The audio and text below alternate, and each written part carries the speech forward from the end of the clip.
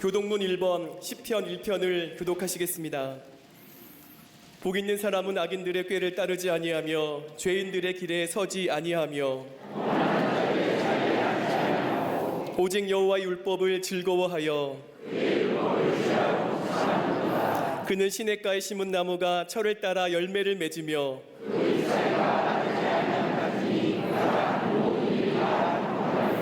악인들은 그렇지 아니하며 그러므로 악인들은 심판을 견디지 못하며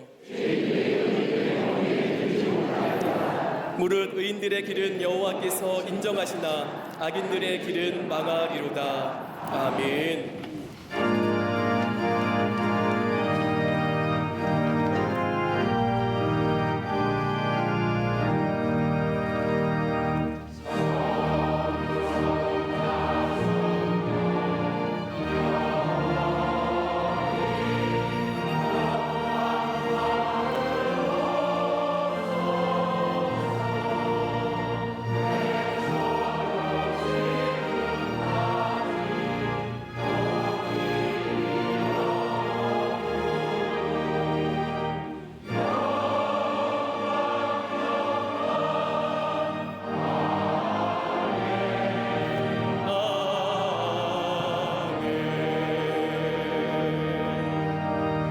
생명의 빛으로 이 땅에 오신 주님, 2018년을 주의 은혜로 마무리하고 기해년 새해를 주의 소망 가운데 시작하며 신년 주일 예배로 하나님 앞에 영광 돌리게 하시니 감사드립니다.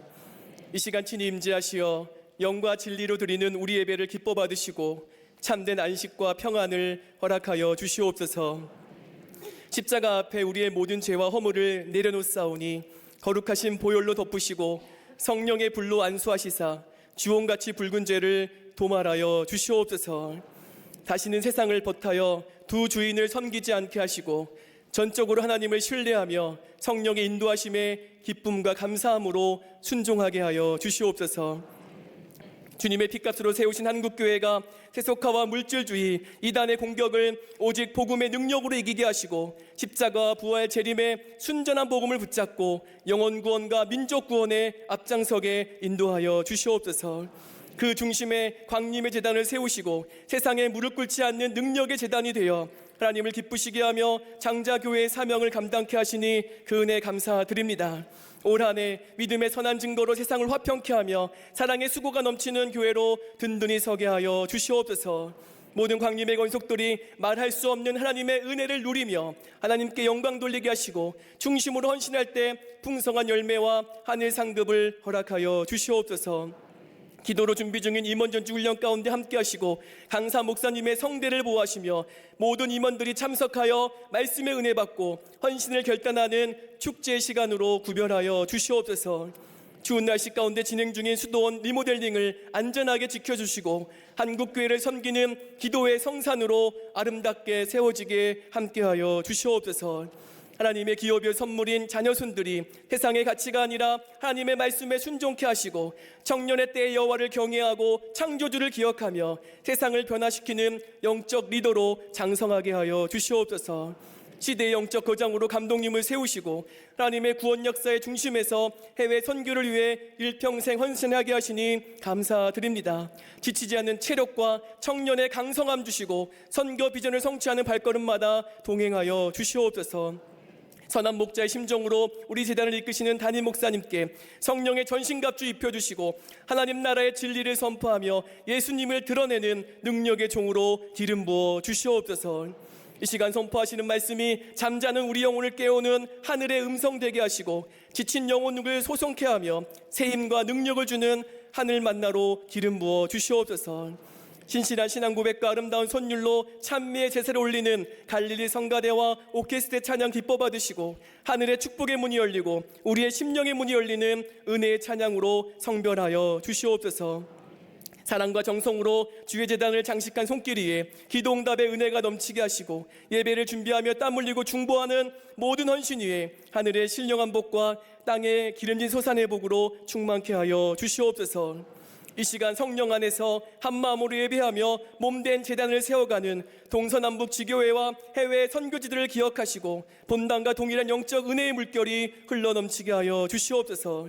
방송과 인터넷으로 예배하며 여호와의 얼굴을 찾는 주의 백성들을 축복하시고 영적 생명력과 치유의 역사를 허락하여 주시옵소서. 이 모든 말씀 우리를 위하여 죽으시고 부활하시고 다스리시는 예수 그리스도의 이름으로 간절히 기도하옵나이다. 아멘.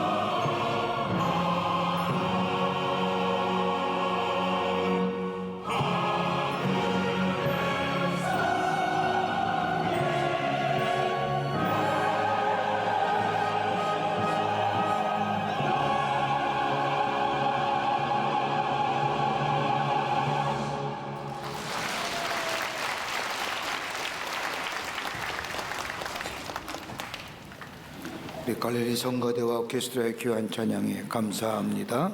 은혜를 받았습니다. 새로운 한 해를 시작하면서 처음 주일 거룩하게 주의 전에 나와 예배하는 우리 모든 광림의 권속들과 영상을 통하여 예배하는 우리 모든 교우들 위해 하나님의 놀라운 은혜와 축복이 함께 하시기를 먼저 주의 이름으로 간절히 축원합니다. 새로운 한 해를 시작하면서 여러 가지 많은 다짐과 결심을 하고 시작하지만은 들려온 이야기는 우리의 바람과는 다르게 불안하고 염려스러운 한 해가 될 것이라고 말합니다. 한 사회학자가 2019년의 한국 사회를 정의하면서 이렇게 얘기합니다. 불안한 사회랍니다. 20대는 구직에 대하여 불안하고 30대는 구조조정에 대한 불안함이 있고 40대는 공동체로서의 퇴출에 의한 불안감이 쌓여 있고 50대는 건강에 대한 불안이고 60대는 노후에 대한 불안함이라. 불안한 사회 속에 산다는 겁니다. 불안이라는 것은 미래의 불확실성으로부터 온다는 겁니다.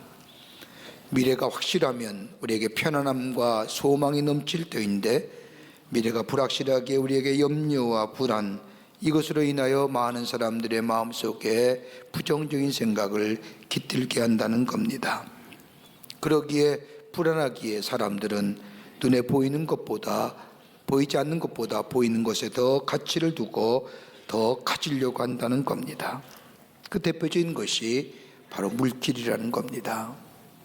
여러분, 물질은 결코 나쁜 것이 아닙니다. 어떻게 쓰여지냐에 따라서 그 물질의 성격이 정해집니다.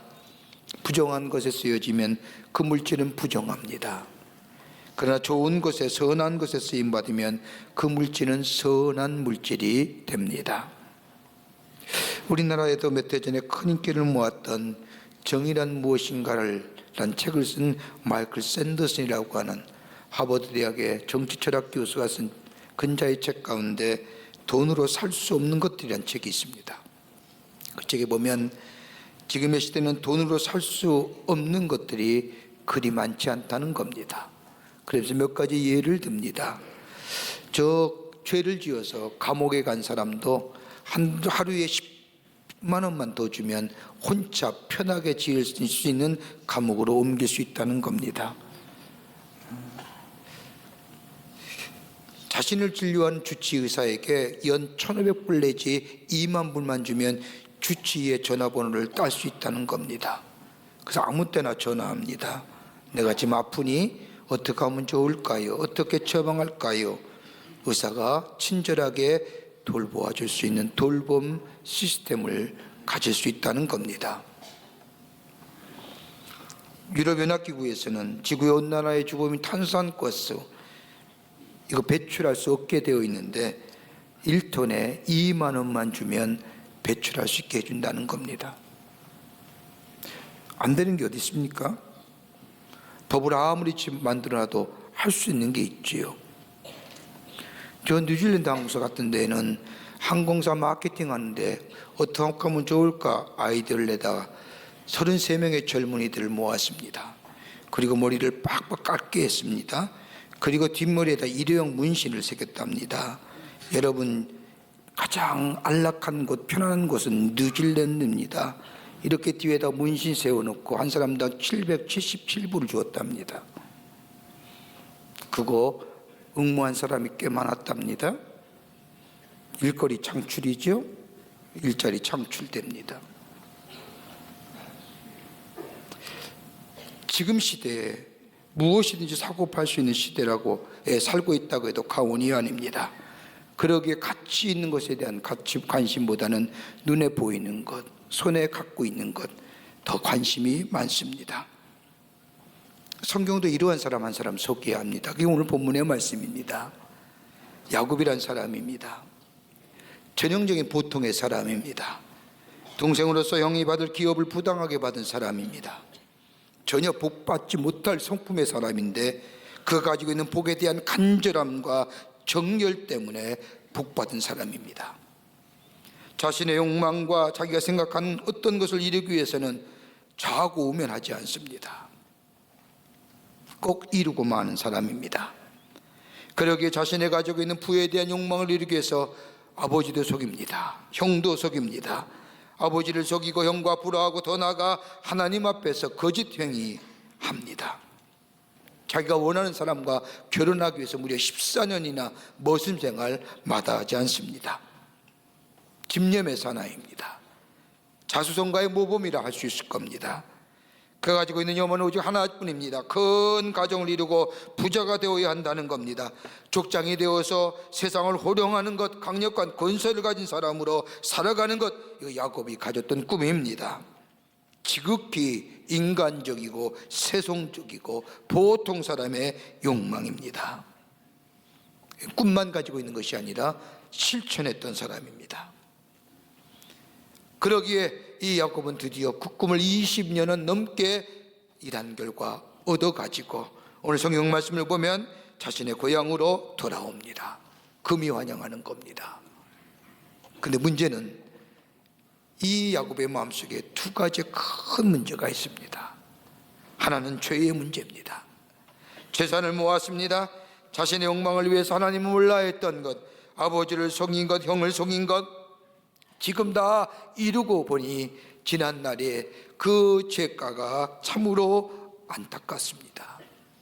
많은 죄를 지었구나 생각하에 불안해합니다. 그러던 가운데 약복강 나루터에서 하나님의 천사와 씨름하면서 그로 인하여 하나님의 관계성이 회복되지요. 죄의 문제가 해결됐습니다. 하나님과의 깨어졌던 관계가 회복되었습니다. 그런데 또 하나의 문제가 남았습니다. 다름이 아니라 형 에서와의 화해의 문제입니다. 가족과의 불안을 어떻게 평화의 관계로 만드는가? 아무리 재산이 있어야 해도 그에게 형 에서와의 불안은 넘어야 할 문제입니다. 그런데 이것 또한 하나님의 역사로 인하여 극적인 화해를 얻습니다. 하나님과의 관계성이 회복되었고 그렇게 가슴지었던 형 에서와의 문제도 해결되었습니다. 다 평안합니다. 만족스러운 생활이 된 것 같습니다. 근데 문제는 여기서부터 시작입니다. 그게 오늘 본문의 말씀입니다. 창세기 33장의 말씀을 보면 야곱은 바단 아람으로부터 가나안 땅으로 돌아옵니다. 가나안으로 돌아온 야곱, 가족들은 거기서 기나긴 여정을 풀고 정착하려고 합니다. 그런데 한 가지 예기치 못한 일이 생깁니다. 그렇게 사랑하였던 라헬로부터 얻은 딸 디나가 저 가나안 지역에 세상을 향하여 구경하러 갔다가 저 하몰 족의 아들인 세겜으로부터 겁탈을 당합니다. 이로 인해 가정의 평화가 깨졌습니다. 야곱의 아들들은 디나의 겁탈 사건으로 인하여 세겜의 아들들을 포함해서 하몰의 족속을 다 몰살시킵니다. 그런데 여기에는 속임수가 있습니다. 창세기 34장의 말씀을 보면 이 야곱의 아들들이 가서 이 하몰 족속에게 얘기합니다. 야, 니들이 다 할례를 받으면 우리 형제고 우리 친척이고 그때에 내 동생 디나를 너에게 주겠노라 하면서 그 하몰의 족속인 아들들을 다 할례를 받게 합니다. 할례를 받으니 부자연스럽지요. 그 틈을 타 야곱의 아들들이 다 죽입니다. 이 엄청난 사건, 평화로웠던 가정, 평화가 임했던 것 같은데 한순간에 평화가 다 깨져버렸습니다. 야곱은 생각합니다. 어찌하여 이런 일이 우리 가정에, 어찌하여 이런 일이 우리의 삶 가운데. 그러면서 야곱은 생각하기를 이런 잔인한 자신들의 아들들의 행동이 다름 아닌 자신의 뿌린 씨앗의 결과라고 생각합니다. 자신이 해온 일, 아버지를 속이고 축복을 훔친 일, 아버지 에서를 속이고 삼촌 라반의 집에서 종살이를 하면서 삼촌을 속였던 일들 다 하나같이 주마등처럼 지나갑니다. 가족의 관계는 화목을 이루었고 하나님과의 관계도 화목한 것 같은데 왜 우리 가정에 이런 일이 일어났는지 고모니 꼴똘히 생각합니다. 그리고 나서 30년 전 아버지를 속이고 형 에서를 속이고 삼촌 라반의 집으로 도망가다가 저 루스라고 하는 땅에서 미래의 불확실성 가지고 불안과 염려 가운데 돌베개를 베고 잘 때에 하늘의 천사가 하늘나라의 사닥다리를 오르락내리락하며 들려왔던 하나님의 음성, 다름이 아니라 내가 너를 함께하고 내가 너를 지키고 내가 너를 인도할 뿐만 아니라 내가 내게 다 이루긴 것까지 내가 너를 떠나지 아니하겠다는 그 하나님의 약속의 말씀, 그 말씀에 내가 하나님의 약속대로 다 이루게 되면 내가 이 고향 땅에 와서 하나님이 나의 하나님 되고 하나님만 섬기겠다고 약속했던 그 약속의 생각들,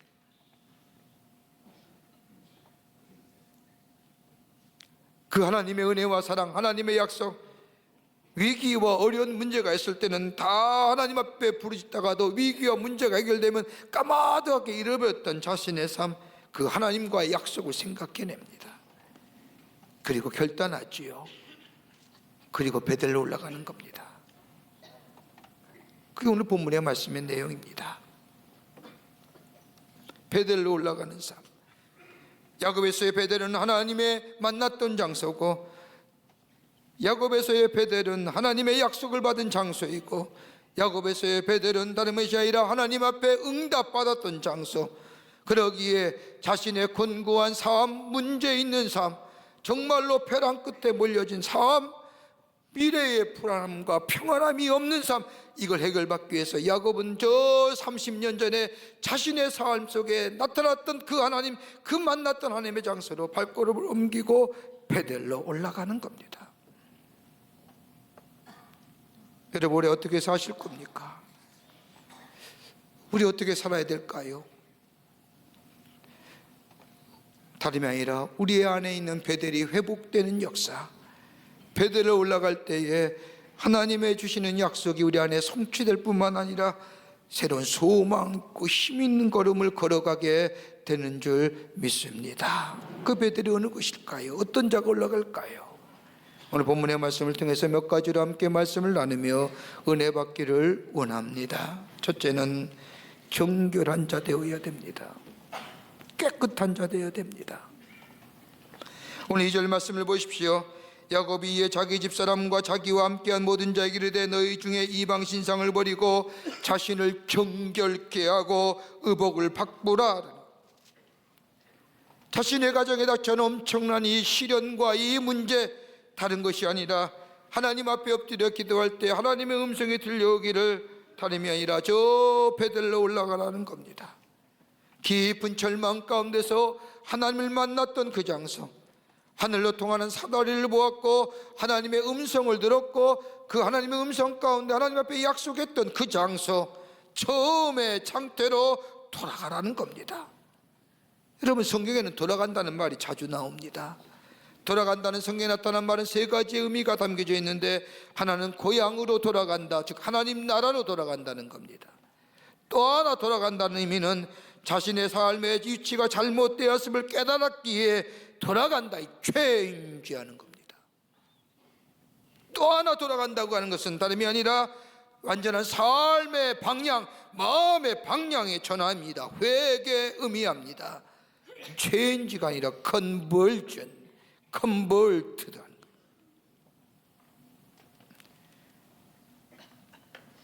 돌아간다고 하는 이 말에는 다름이 아니라 야곱의 자신의 자리가 잘못되었음을 깨닫고 삶의 자리를 옮길 뿐만 아니라 마음의 방향을 옮긴다는 겁니다. 완전한 방향의 전환입니다. 그러기에 베델로 돌아간다는 겁니다. 그런데 하나님은 야곱에게 베델로 돌아가기에 몇 가지의 전제 조건을 하십니다. 하나는 뭐냐?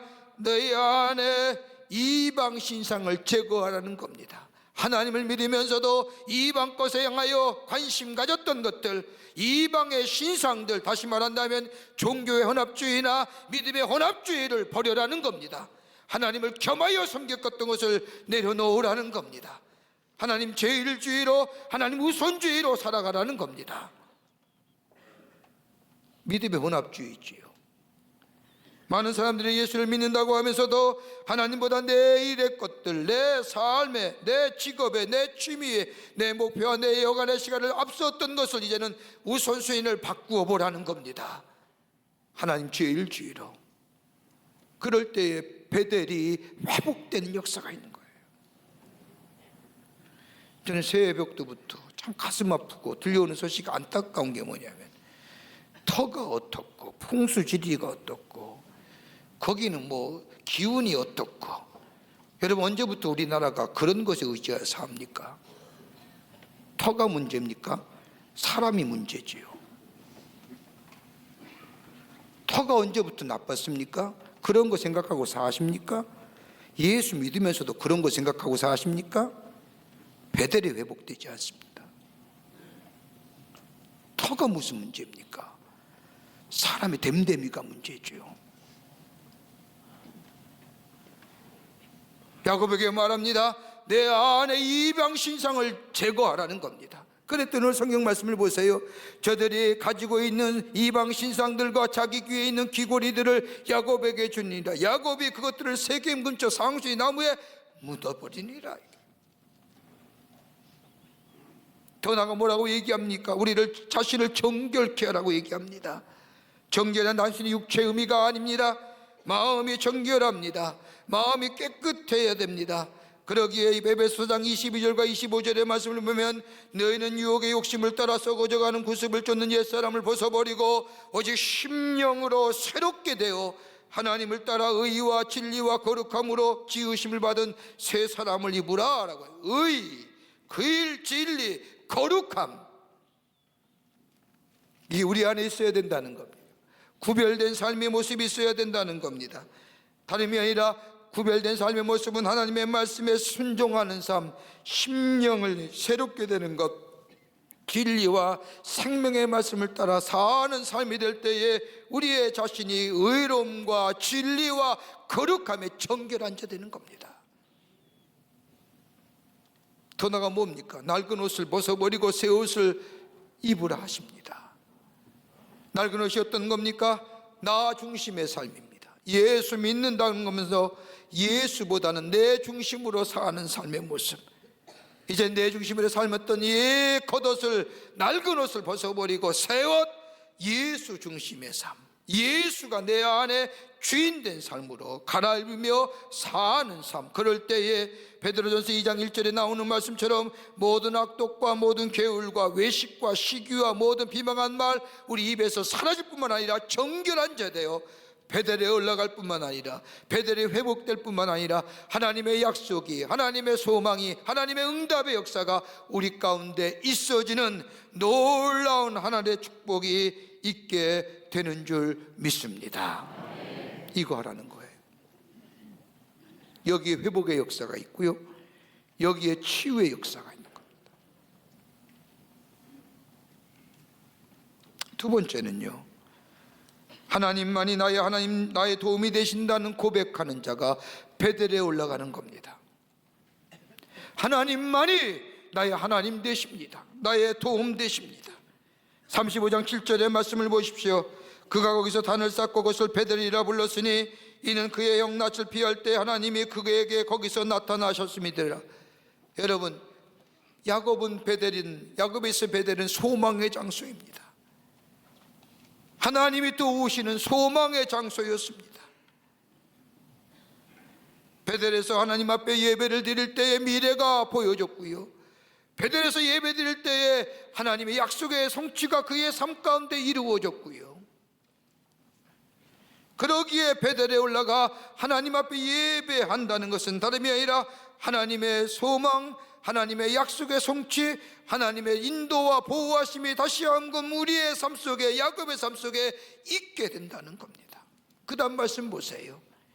야곱이 베델에서 예배 드릴 때 어떻게 됐습니까? 그 다음에 야곱이 가는 곳마다 저 가나안 족속이 야곱의 가족들을 두려워하여 피하였더라. 야곱의 가족이 무서웠을까요? 아닙니다. 저 디나가 가나안 땅에서 엄청난 일을 당한 거 보십시오. 야곱의 가족은 이방인의 가족입니다. 별 의미가 없습니다. 그런데 하나님 앞에 예배드리고 하나님 앞에 제단을 쌓을 때에 그 야곱의 가족이 가는 곳마다 가나안의 족속들이 다 피신하여 도망하였더라, 피하였더라.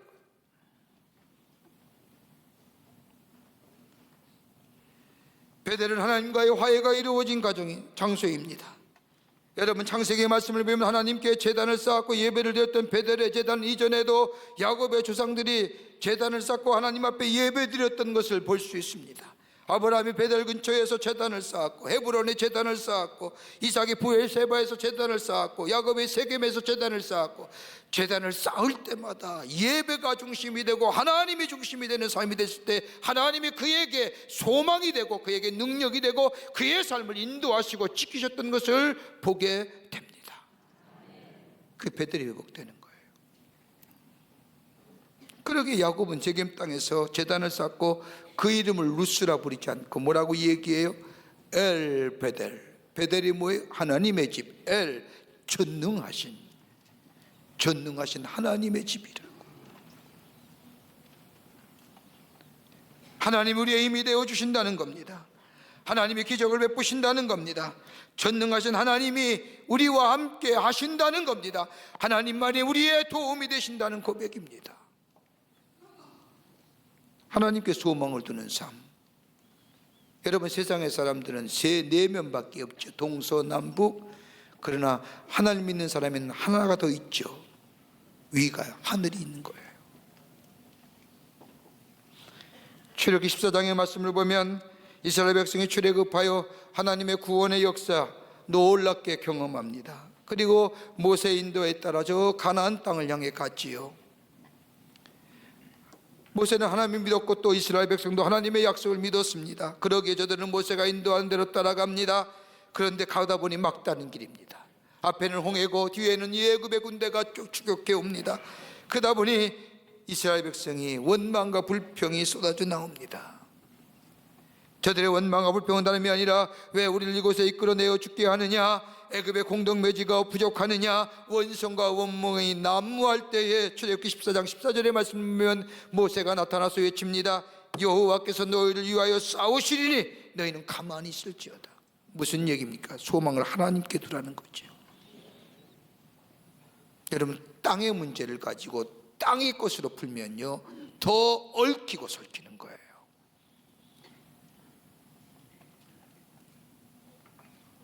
뭐라 하지 말라는 거예요. 시시비비 가리지 말라는 거예요. 하나님께 소망을 두라는 겁니다. 여러분 그리스도의 삶은 하나님께 소망을 두는 삶입니다. 여러분 우리의 삶 속에 구체적으로 하나님께 소망을 둔다는 게 뭘까요? 예배하는 거예요. 하나님 중심의 삶이 뭐예요? 예배예요. 예배할 때 우리는 하나님의 음성을 듣고 예배할 때 하나님이 내가 나를 통하여 하시고 한 일들을 깨닫게 되고 예배할 때에 거룩한 사명감의 주인공 되며 예배할 때 하늘의 지혜가 우리 가운데 임하며 예배할 때에 내가 해야 할 일이 바르게 알게 되고 이게 소망 두는 하나님께 소망 두는 거예요. 예배는 뭐예요? words 가치 있는 쉽 행위예요. 인간만이 할 수 있는 행위입니다.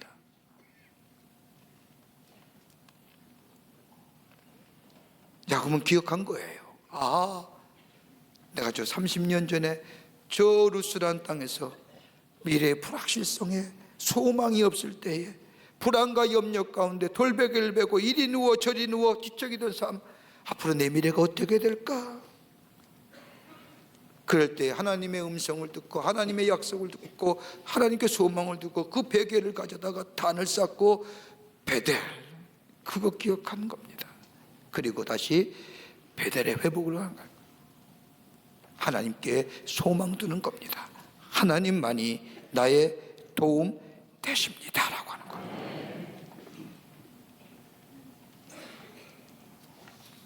끝으로 매일 새롭게 변화해야 됩니다.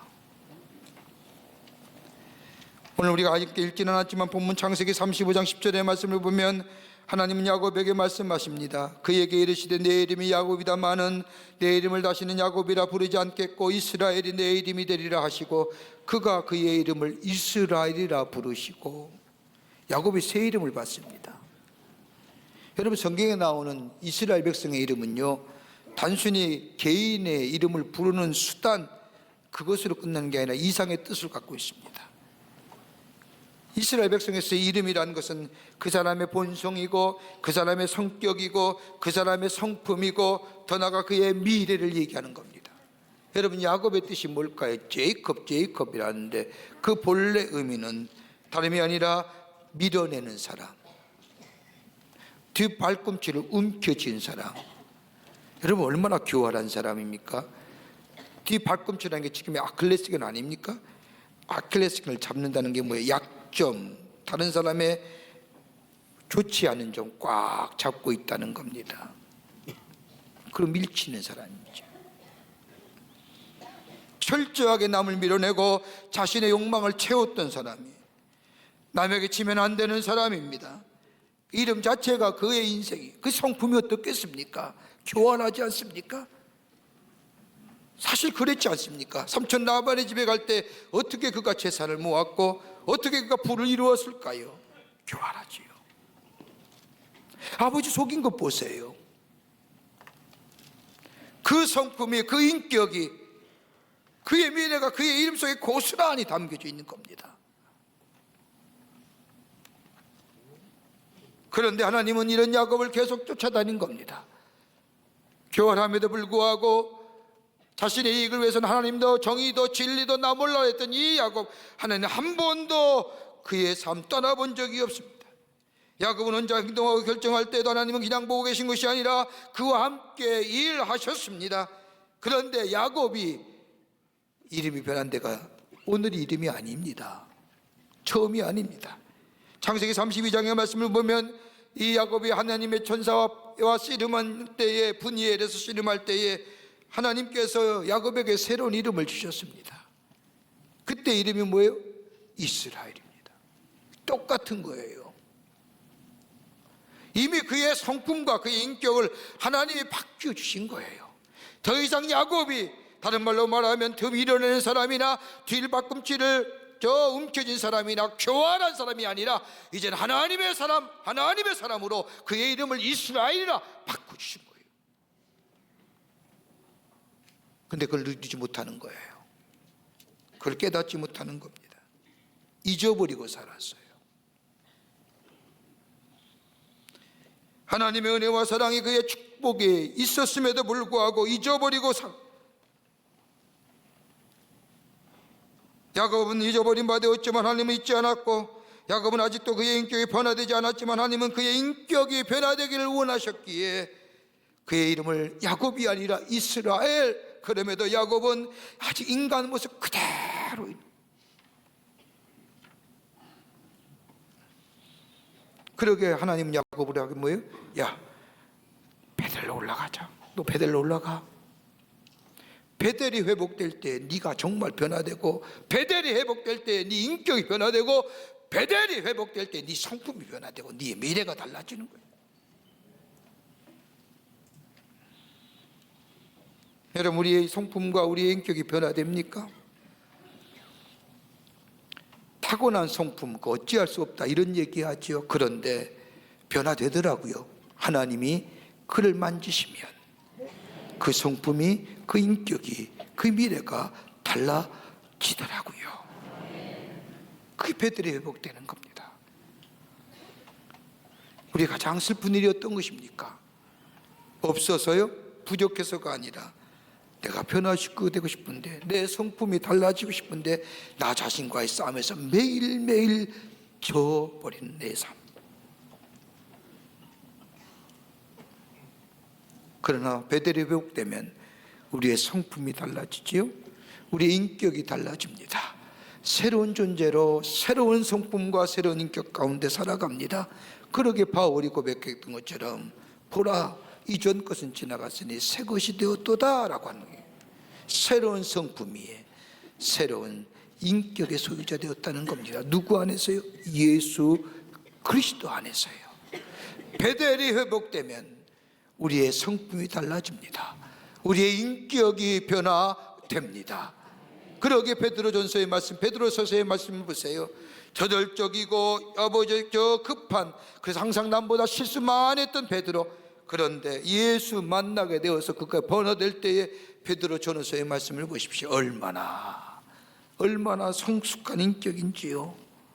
얼마나 위로하고 성도들을 권면하는 사람으로 변했는지요.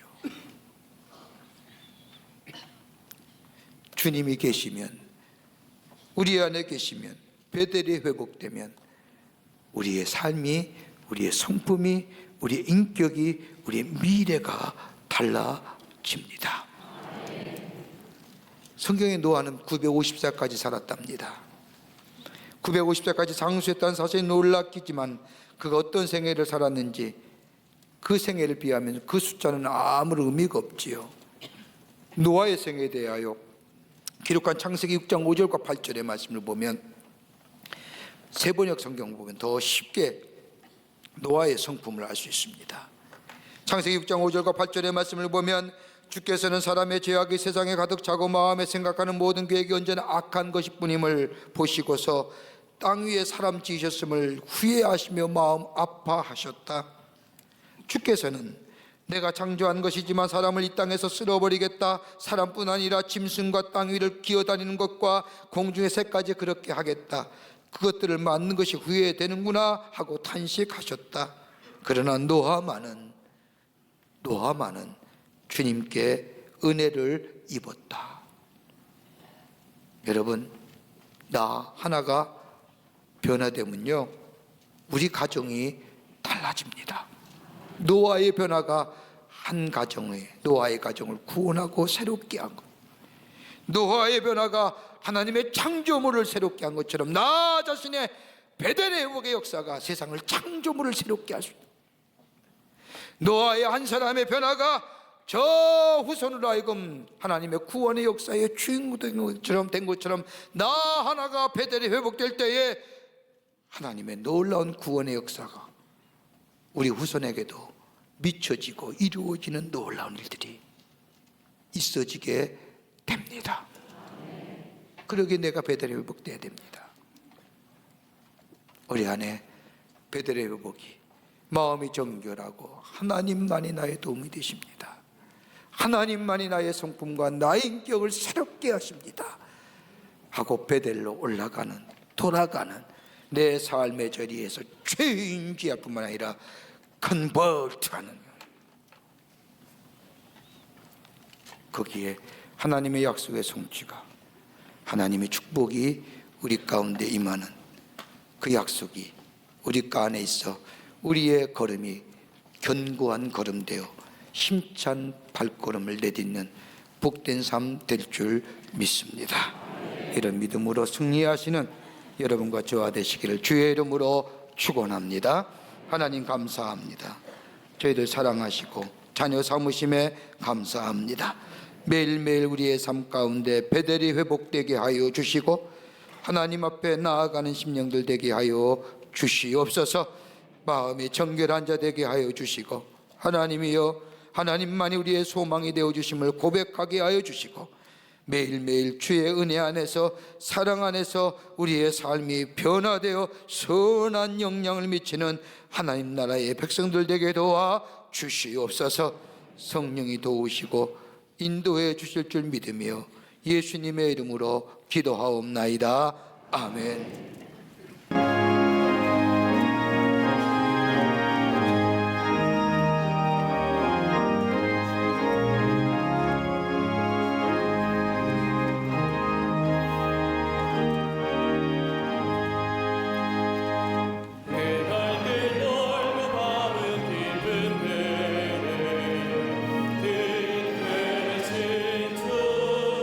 저 양집을 향해 가는 길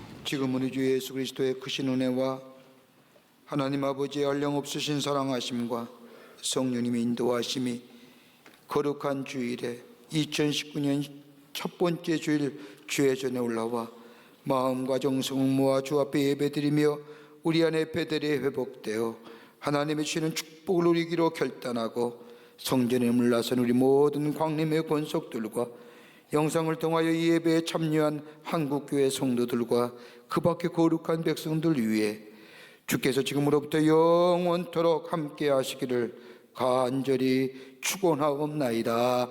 아멘. 조신 하나님, 조신 하나님, 참 조신 나의 하나님,